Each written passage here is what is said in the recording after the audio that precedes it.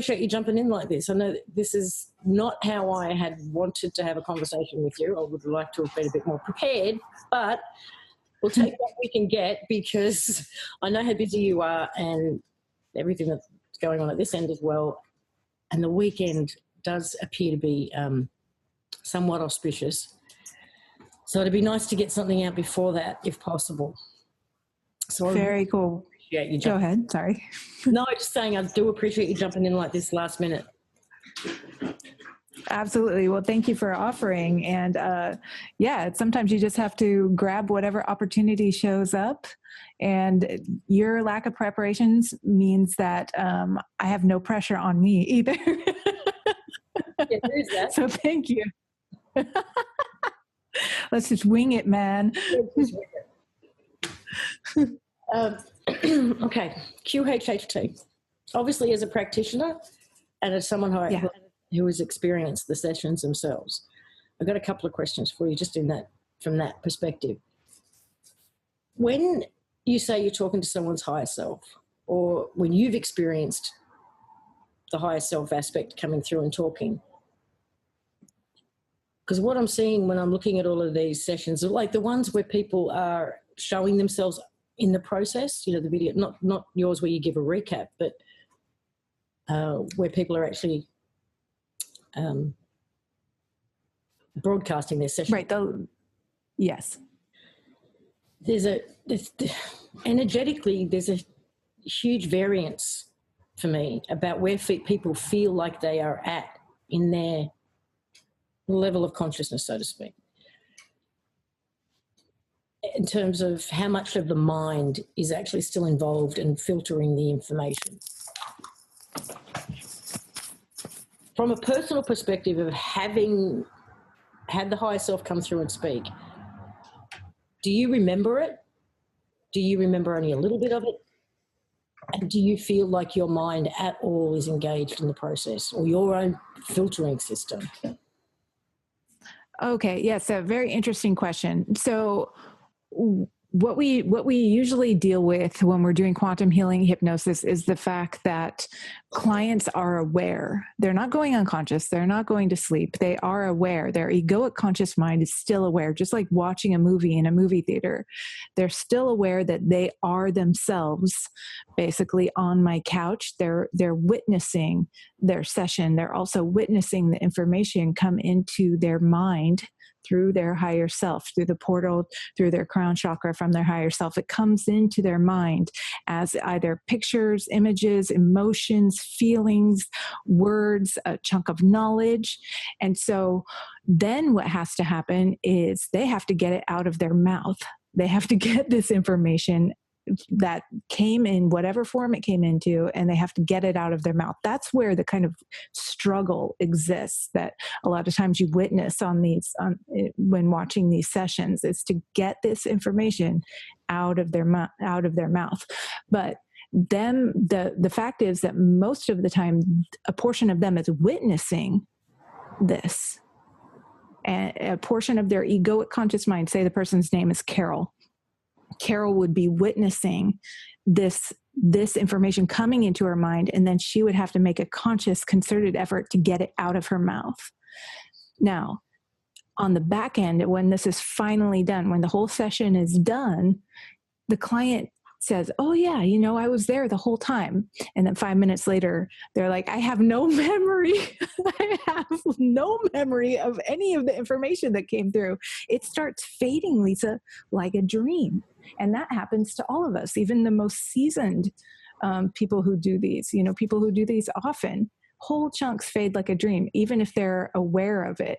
And in that awareness, you also have the awareness that it's not you, because you wouldn't say this stuff. It's not self-serving enough half the time. Like when you're getting yelled at for doing certain things, or chided, or, you're being told to start doing actions that you haven't been doing, and your higher self is there saying, we tell her all the time, but she refuses to do it. Things like this. It's actually pretty funny watching the whole thing go down. But yeah, so that's some of what you may witness when you're watching these sessions, is just that almost inability to have the instantaneous translation of the information come out of the client's mouth because of how the information is entering the client's head. Yeah. Understood. Thank you. Okay. Now, you have expressed that although there are common themes when it comes to what's about to take place, the event, how things are going to change, there's also some really varied information that comes through. And, okay, I got my own little theory on it, and based on what myself and everyone here is experiencing, Mm-hmm. we seem to be in this space of no time. And what I've been seeing since the cleanup in the US started and the things going down in Saudi Arabia started, it was like everybody is getting the narrative that they've invested in.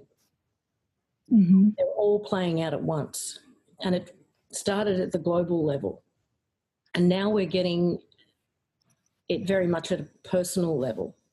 Our personal narratives about how we want to play this out for ourselves seems to be getting fine-tuned, and we're getting to experience it now.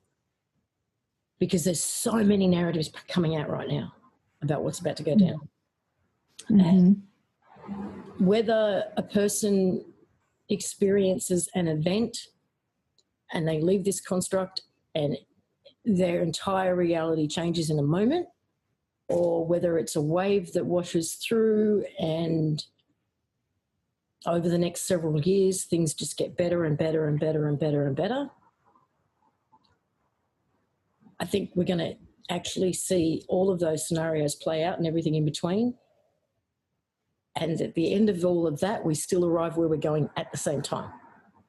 No, I know that's difficult to try to explain, let alone. No, actually, that describes my main theory as well, having witnessed all this stuff. I think it's so individual. It's such an individual journey, and for some people it will be instant, and for some people it won't be. And I think you described it very well. And being at the final destination, hey, that's the place we're all going to end up. And I don't know. It's sometimes the more I hear, the more confused I get in these sessions. It can drive you a little crazy if you're invested emotionally in the stuff. But if you can take a step back and look at it from a higher perspective, you start to realize that there are possibly different timelines going on. There's different experiences, just like we're all on Earth and we're all experiencing something so completely different. I even live in the same house as two other people, my daughter and my husband. We live completely different lives. Completely. We have different things going on at all times. My experience is not his experience by any means. And that, in a nutshell, is, I think, what's going on. It's the same level of stuff. We are all going to be experiencing something that's so individual. Yes, it could be on a global scale, all of this stuff is happening, but how it trickles down will be our own individual experience. And that's why it's described in so many different ways and from so many different sources. And so that's my theory about what's going on. Oh, that's cool. Element of it all ends at the same time anyway, that we all get on the other side of this at the same time, whether it takes you a moment or 7 years. Yeah, I mean, if time is just a construct here, then there isn't any time. Yeah, it's these concepts are so hard to wrap your head around if you still have both feet in the 3D, because we're supposed to be thinking on a linear basis, and it's time is almost impossible to grasp on a linear basis. You have to think of it almost like a spiral. I think one of my friends did, and kind of did this beautiful analogy of time right now, where she said it's like that hourglass, and at first, the the sand is going through that hourglass, and at some point, almost all of it has gone through the top and going to the bottom.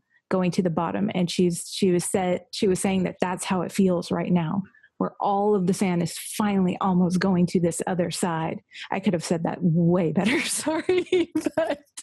But in my head, I can see it the way she described it.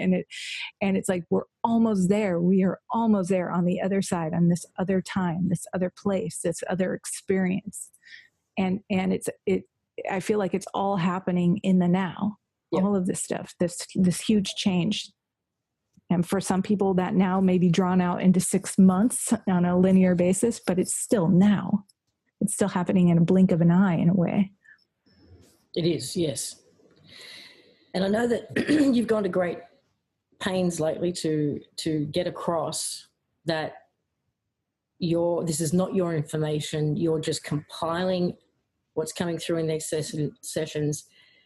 And I can totally understand that people are shooting the messenger, right? Yeah. I get that. But having said that, you're no energetic dummy yourself. You're getting your own intuitive insights and having your own experiences through all this. So putting it aside just for a second, what do you feel? Oh, I feel, well, I was going to say soon. I feel like it's something big is going to hit the earth, and it's going to happen within this year, and probably within this next 6 months. And the reason I feel this is because I get like a truth hit anytime I hear this stuff, especially from my own sessions. And I also feel it. And I'm like a slug sometimes when it comes to feeling like I need to be hit with a hammer to get I don't pick up on subtleties. Let's just say that. And my husband can attest to that. But I'm getting hits all the time, every day. My ears started ringing and I started seeing things differently, and I'm more tuned in, and it's to this earth, not to the higher self-knowledge. That stuff I was always good at from this higher perspective. It's being Allison here with both feet on the ground. It's like I'm getting signs all the time, and they are big signs because I'm able to see them. Yeah. And so to me, these are extra data points along this graph saying that something very soon is going to happen. And then when you have the preponderance of these dreams that people send me, I get them all day long. They're amazing, amazing dreams. And I talked about it yesterday with Candace Carr Goldman in another show. And I was saying, it reminds me of all of the dreams that came out after 9/11 with the New York, the World Trade Center, not bombings, but, the planes going into the World Trade Center. And how after that event, everybody came out of the woodwork saying, I had these dreams. I had these precognitive dreams about this happening and this happening. These airplanes going into buildings in a very urban setting, or missiles going into buildings in a very urban environment, or New York City. And so what we're getting is, on the front end, we're getting all of these dreams. They're showing up because I'm putting these videos out, and people are saying that describes exactly what I dreamt about a year ago, 2 years ago, 6 months ago, 6 days ago. I keep having all these dreams. And so that to me is even more, people would say this isn't evidence, but it's more correlating information. It is. That something big is happening. So I do tend to put a lot of validation into that stuff. And I put a lot of validation into the fact that this information is coming out from several different sources. And I mean, several thousand different sources all over the world. And so it's a little bit different to me than like the 2012 stuff, which was one point of reference. That was the Mayan calendar. One point of reference. This is so many more than that. So just from that stuff alone, it starts it starts bringing me along with it, And so, yeah, I do get an energetic hit, but I'm also like a witness to all this stuff coming out and saying, okay, no, I think this is actually happening. And my BS meter, my bullshit meter isn't going off the way it did with the 2012 stuff. Now, I know what 2012, people would say that was kind of like a thinning of the veils and that more energy came to the earth, but people were expecting like to see something and to witness something big. And I think that is going to happen here very shortly. Well, 2012 for me was significant, the end of 2012. And I've since come to feel that it's when we actually created this copy space that we're in at the moment. But I wanted to ask you in regards to, because I've had this icky feeling, right, around the event. Okay. For a while, and I couldn't put my finger on it. And my current theory, I guess, and I want to see if there's anything that might correlate with the information you've been getting from clients, is that this is an event that cannot be stopped. However, I think there may well be attempts to either mitigate it or co-opt it. And I think those attempts will probably continue until it's just not even doable anymore. Has anything come from your clients that would suggest that there may be some funkiness around it? Oh, let's see. Yeah, I think all of the chemtrails is definitely, we can't even hardly see the sky anymore. It's a rare day when we see a clear blue sky here, even though we know there's a sunny day right above us somewhere. I think that they're trying to, in my opinion, this is, well, if you just go with past predictors, the past predicting future, you can say that without a doubt, people are going to try to block this from happening, but without a doubt, they're not going to be able to. But they will try their hardest. They will try to keep as many people asleep as possible, keep as many people in fear as possible. You even see the movies that are coming out that that show something similar to this happening, and then put a negative spin on it. That would be why some shit? Yes. In particular? Yeah. Yeah, I think it was a Natalie Portman one. We were just, because I watched it last night. I saw the trailer and I saw the shimmer and I went, you've got to be kidding me.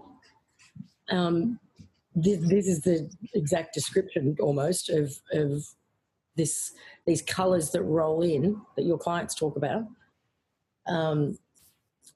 Yeah, absolutely a beautiful piece of propaganda pre-programming. It's so blatant. Yeah, that is exactly what's going on. Exactly what's going on. So yes, that your instinct is correct, in my opinion, and through these sessions we get even more info about the chemtrails, them trying to block us from viewing the sky, what's going on in the sky. Well, if you put any credence into all of the sessions that I've been getting, and I'm not trying to force anybody to, it's just whether it resonates with you or not. There's ships up there, and there's energy coming down, and they're trying to keep us from seeing it, from feeling it, from getting a hit off of it. And that's actually going on. They're trying to keep us numb and dumb and yeah. So anyway, yeah, there you go. There's the shimmer. Yep. Completely co-opted. Totally. Yeah, I agree. Between that and all the frequencies people are being bombarded with, I think they're trying to just, scatter our energetic field enough in the hope that people won't be able to tune into whatever's going on. Or prepare the right way, Because basically some of the information that comes through these sessions is that they want people to prepare. I can take them in just a minute, babe. Hello? Sorry. Sorry, my family. Anyway, so they want people to prepare properly for this, to be able to hold the light. Well, if people are in an absolute state of fear, they can't hold the light. They can't handle it.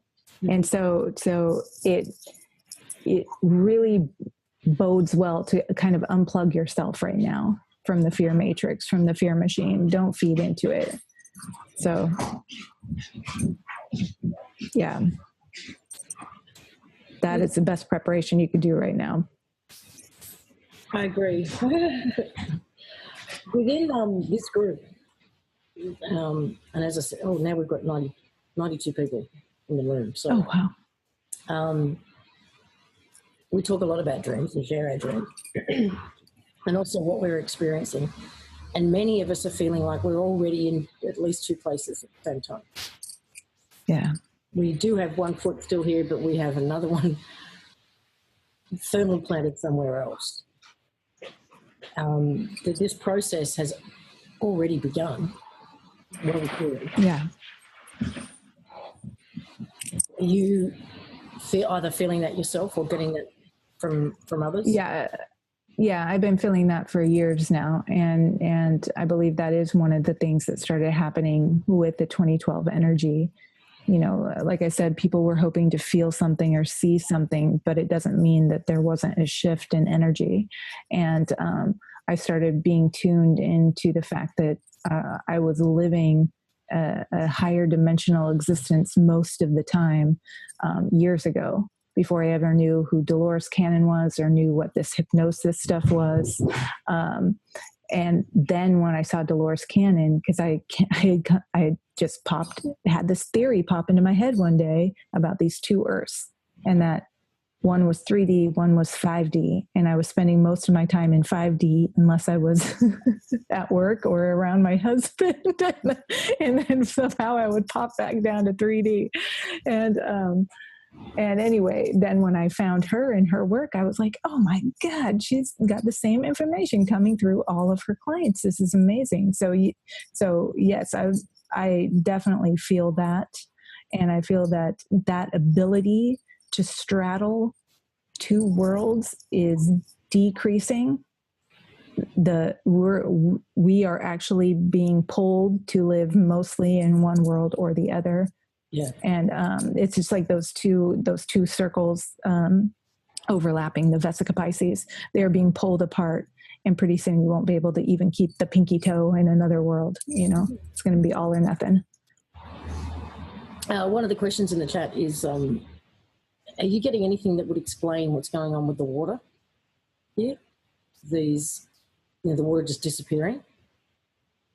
No, I'm not. And here's why, because no one is asking.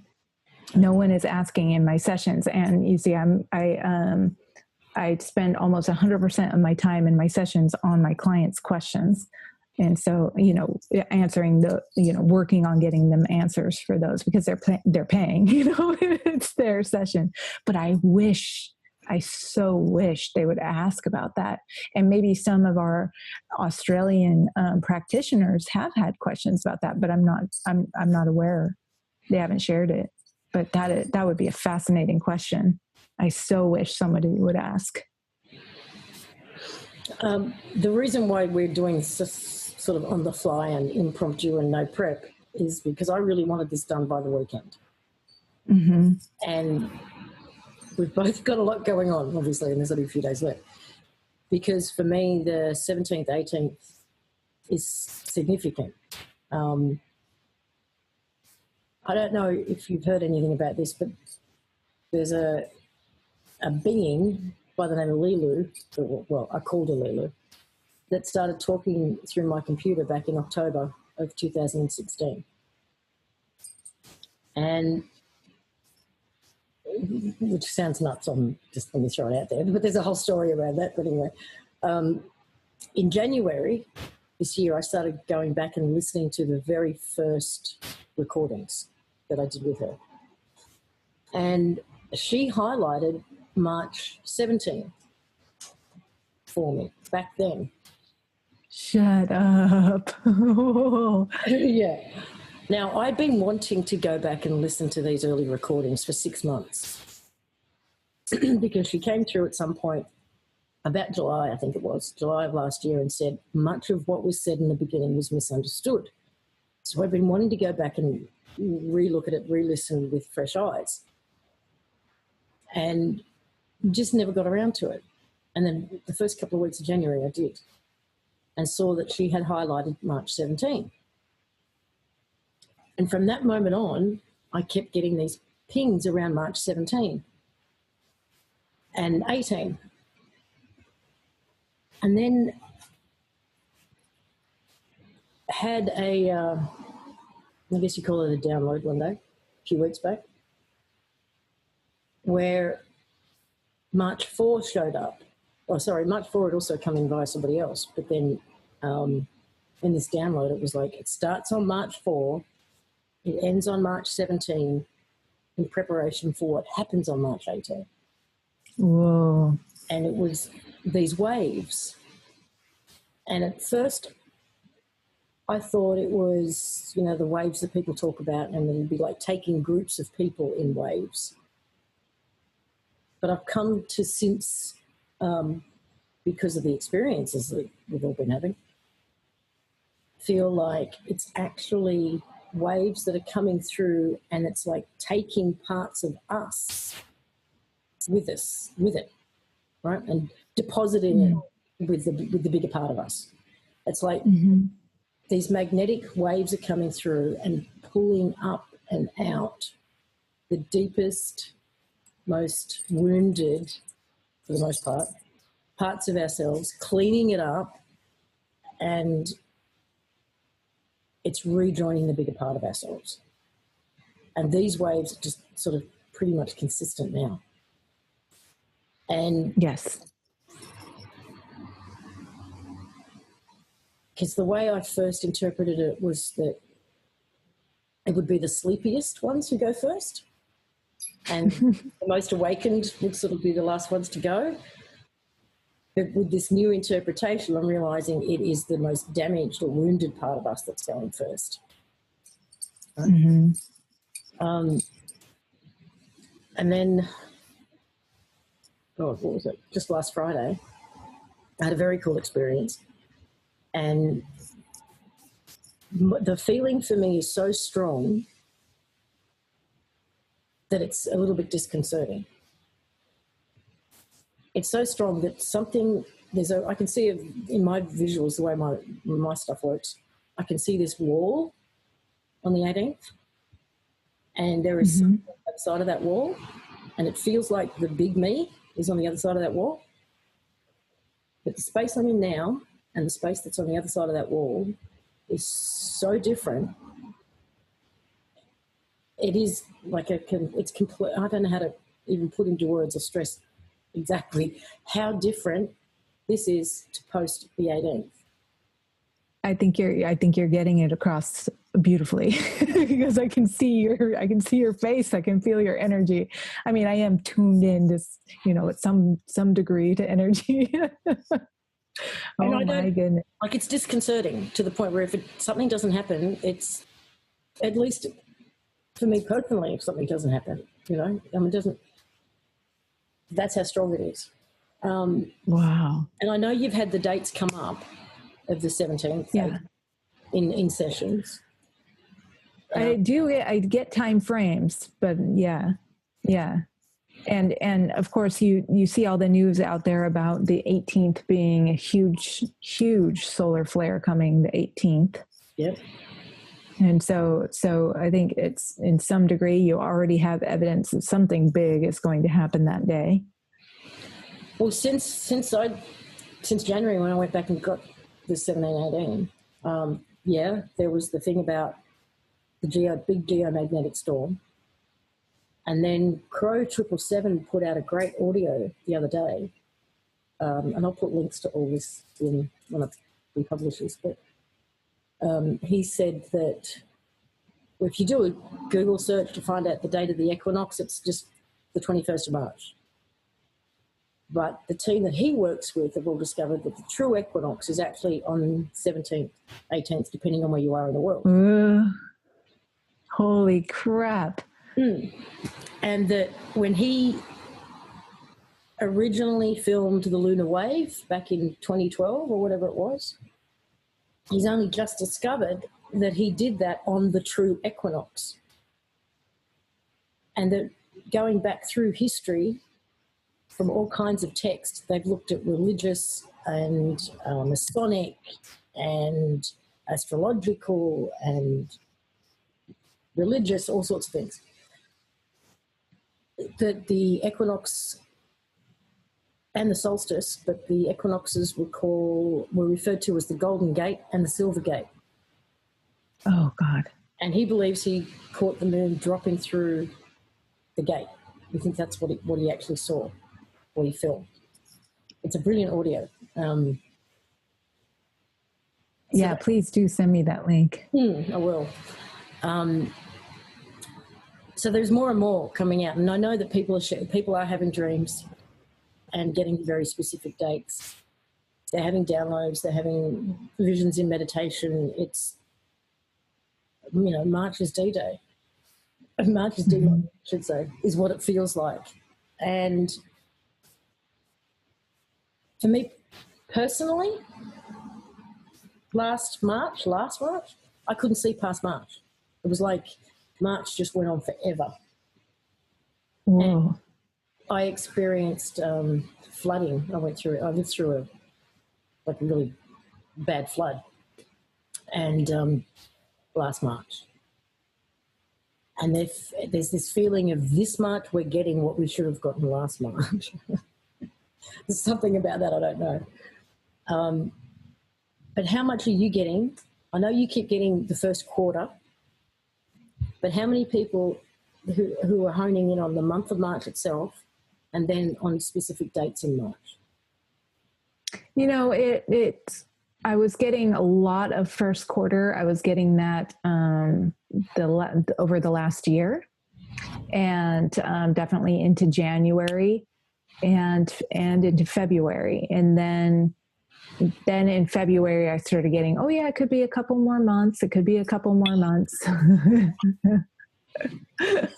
And, but they kept saying, the one I got last week said, or I think it was last week. I think it was the beginning of last week. I had a client who said, it's a matter of weeks, not months. But then I had another client who said it's within the next 2 months. And so they will, I always get the soon. And then we narrow it down from there. But yeah, it's still up in the air. I can't put my thumb down on an actual date, but we're all feeling it. We are all feeling it. People are getting so many dates out there. And so, if it doesn't happen by on the 18th, please, God, don't do anything bad. Just know it's happening. Oh my goodness. We've all seen so many dates come and go, hyped up dates. Yeah, absolutely. And I think that's why they won't give us any. Plus this is what they give me all the time, Lisa, in these sessions, or they give this answer to the client. They say, I know he wants to know the date, or I know she wants to know the date, but we're not going to give it to her because we want her to be surprised, because he or she is going to try to control where they're at. And we don't want them to do that. We do not want them to try to control their surroundings or what they're doing or anything. We want them to be surprised. It's going to happen. And so it always kind of puts me in my place when I hear that one too. But listen, Lisa, it's been wonderful being here, but I'm afraid I am going to have to go. My husband's going to probably give me the silent treatment if I don't get off of this. Oh, that's a good. Well, thank you for that. Could be a good thing. Thank you for jumping in. I do appreciate it. And if we're still here after the weekend, we should set something up for a bit longer. Oh, absolutely. I would love that. It's been nice talking to you guys, or talking at most of you. And thank you for having me on your show. This was a wonderful little treat to have. And I do appreciate all the work you're doing. And I do appreciate the links you're going to send me. I will. Awesome. All right. You take care. You too, Donna. Nice talking to you. All right. Bye-bye. Bye for now.